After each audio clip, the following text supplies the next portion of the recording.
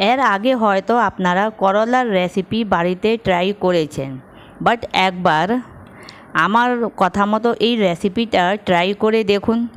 খেতে তো এটা অসাধারণ টেস্টি হয়, বাট বানানোটা খুব বেশি ঝামেলা তাও কিন্তু নয়।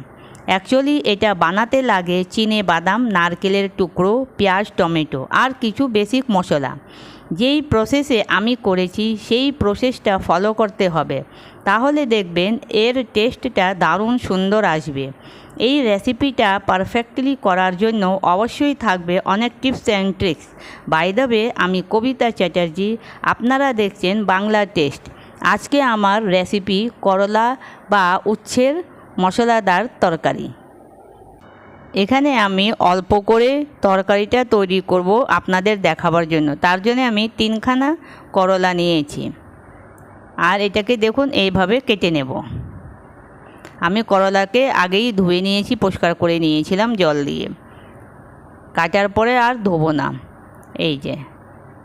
এই দেখুন আমার কাটা হয়ে গেছে। এখন এর মধ্যে আন্দাজ করে একটু লবণ, অল্প লবণ আর অল্প একটু হলুদ দেব। তারপরে মিক্স করে দেব খুব ভালো করে। আর মিক্স করার পরে এটাকে একটা ঢাকা দিয়ে ঢেকে রেখে দেব প্রায় আধ ঘন্টার জন্যে। এরপরে এখানে তেল গরম বসিয়ে দিয়েছি। তেল গরম হয়ে যাওয়ার পরে রসুন, কাঁচা লঙ্কা, চিনে বাদাম আর নারকেলের টুকরো দিয়ে ভেজে নিচ্ছি। মিডিয়াম ফ্লেমে এগুলিকে ভেজে নিচ্ছি, হাই ফ্লেম করব না। এই যে ভাজা হয়ে গেছে, বেশি ভাজতে হবে না। এই যে কি সুন্দর ভাজা হয়ে গেছে। এই করলাগুলিকে যে আমি আগে ম্যারিনেট করে রেখেছিলাম, এই দেখুন এখন এই করলা থেকে হাত দিয়ে চিপে চিপে জলটাকে বের করে নেব। তাহলে কি হবে, তেতোটা কম লাগবে। এই যে কতটা জল বেরিয়েছে দেখুন।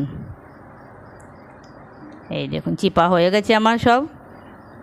আর এখন ওই তেলে মেরেই আমি ছেড়ে দিচ্ছি করলাগুলিকে একটু ফ্রাই করে নেব। বেশি না, একটু হালকা ফ্রাই করে নেব। ফ্রাই করলে তেতো একদমই লাগবে না।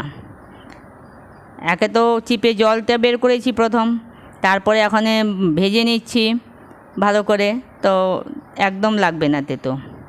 বাচ্চারাও খেতে পারবে, খুব খুশি খুশিতে বাচ্চারা খাবে আর খুব পছন্দ করবে এই রান্নাটাকে। এই দেখুন ভাজা হয়ে গেছে আমার করলা। এখন আমি এর মধ্যে রাই দিয়ে দিয়েছি আর জিরে, গোটা জিরে দিয়েছি। গোটা জিরে দেওয়ার পরে দুটো পেঁয়াজ আমি গ্রেট করে নিয়েছিলাম, দুটো পেঁয়াজ দিয়ে দিয়েছি। যতক্ষণ পেঁয়াজটা এদিকে ভাজা হবে ততক্ষণ আমি ওদিকে মশলাটা গ্রাইন্ড করে নেব।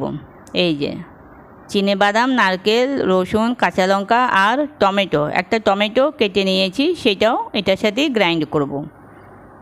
এইভাবে জল লাগবে না, জল একদম দেওয়া চলবে না। আর এদিকে পেঁয়াজটা বেশ ভাজা ভাজা আর কালার চেঞ্জ হয়ে গেছে। এখন এই যে গ্রাইন্ড করেছি মশলাটা দিয়ে দিয়েছি। এখন এটাকে পেঁয়াজের সাথে খুব ভালো করে মিক্স করে কষিয়ে নেব। ফ্লেমটাকে মিডিয়াম করে রাখবো। আর মশলার মিক্সিটা মধ্যে 2 চামচের মতন জল দিয়ে ধুয়ে দিয়ে দিয়েছি, নষ্ট কেন করব। এই দেখুন এখন এটাকে ভালো করে ঢেকে ঢেকে কষিয়ে নেব। এই দেখুন আস্তে আস্তে সাইড দিয়ে তেল ছাড়া শুরু করেছে। এখন আন্দাজ করে একটু লবণ দিয়ে দিয়েছি আর সামান্য একটুখানি জল দিচ্ছি যাতে মশলাটা নিচে লেগে না যাক।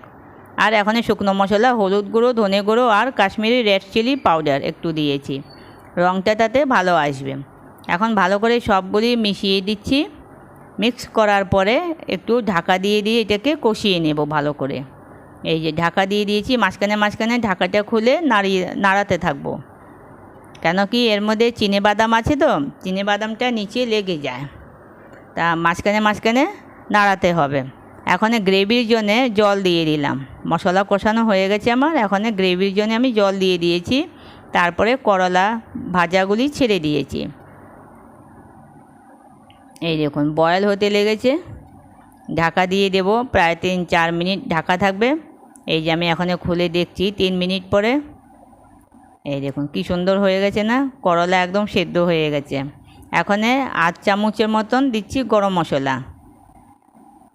মশলাটা মিক্স করে দিয়েছি। এখানে আমার তরকারি একদম রেডি হয়ে গেছে পারফেক্ট। এই যে আমি সার্ভ করে নিয়েছি।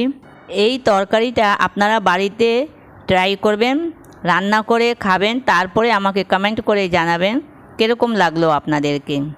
আর এটা একদম তেতো হয় না, একটু হালকা একদম লাগবে, বাচ্চারাও খুব ভালো করে খাবে খুশিতে, কেন কি এইটার টেস্ট একটু আলাদা রকমের হলো। আপনারা অবশ্যই বাড়িতে এইটাকে ট্রাই করবেন, তারপরে আমাকে কমেন্ট করবেন।